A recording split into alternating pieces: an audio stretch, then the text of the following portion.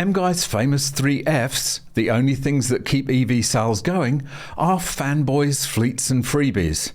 Fanboys are the brainwashed evangelists that would buy anything with a battery. Fleets are the huge corporate buyers that make up most of the purchases of EVs in the UK and Europe. And freebies are the never-ending government handouts that are a desperate attempt to stimulate a flagging demand. So whenever the EV zealots go begging bowl in hand to the government for more freebies, it is nothing less than a humiliating admission that electric cars simply cannot compete on a level playing field with regular cars. And of course they can't. They're hopelessly impractical for most people. So when that arch EV zealot Quentin Wilson says that private EV buyers need support to stimulate the EV market, it's conceding the obvious. EVs are simply an inferior product that cannot compete on its own terms, something with which we can all agree on. Welcome back to MGUY, British engineer and lawyer, now Sydney-based YouTuber. If you'd like to support this channel and display your anti-EV credentials to your Tesla-owning neighbours at the same time, why not buy some awesome MGUY merchandise, like this mug, this baseball cap, or this t-shirt. Each high-quality item sports the MGUY No EVs sign, and they're all made to order, perfect for irritating the hell out of your local EV zealots. Visit store.mguy.tv or click the link in the description to check out the full range of products. And of course, you can always just buy me a coffee. Click the link in the description or scan the QR code on screen. The UK government has just announced another £700 million to prop up the electric vehicle market because sensible people are avoiding them like the plague. The government is never going to reach its ridiculous fantasy targets of EV sales that it just plucked out of the air, foolishly expecting everyone to go along with it. So they have to throw yet more taxpayer money at the problem. They've backed this horse and by golly, they're going to make sure it wins no matter what the cost. But every plea for more government subsidies from the EV zealots is a confession that EVs are incapable of competing in the auto market with regular cars because they are a vastly inferior product that does not produce customer demand. Nobody wants to spend even half an hour charging a battery car when they can fill up a tank of fuel in 5 minutes. Nobody wants to make do with 300 kilometers range when a tank of diesel can last 1,000. To those of us not brainwashed by the propaganda, this is blindingly obvious.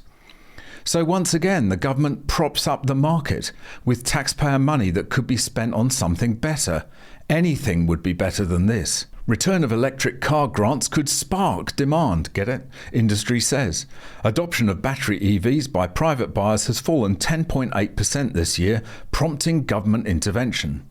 The return of electric vehicle grants for motorists could be the firecracker, unfortunate term given their EVs, needed to increase demand, industry experts have admitted.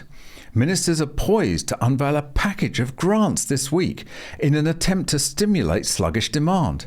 It will include a £640 million grant scheme to reduce down payments on EVs.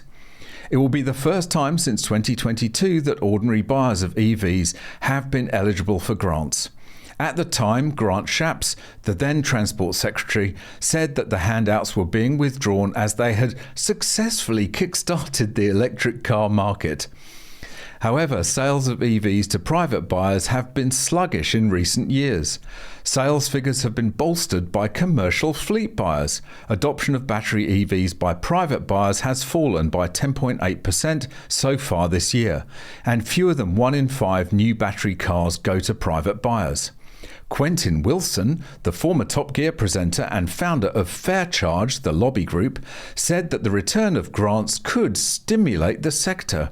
He said, support for private EV buyers who have been neglected by both political parties is long overdue and has the potential to be the firecracker needed to drive demand and stimulate the entire EV sector. Let's hope this is a carefully crafted strategy that provides support for drivers on lower incomes. Well, ignoring the fact that using the term firecracker is a little bit inappropriate when we're talking about EVs, it won't.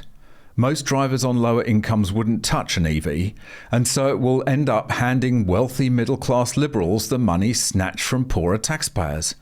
And one of the other Fs, fleets, is basically driving the market. Electric car sales rose 39.1% to 47,354 units in June, according to the Society of Motor Manufacturers and Traders, SMMT, but this was dominated by fleet sales.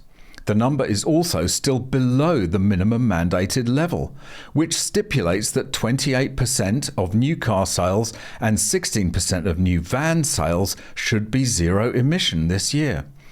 In a recent SMMT survey of automotive CEOs, 55% said they believed the UK was significantly behind schedule in its aim to end the sale of new combustion engine cars by 2030.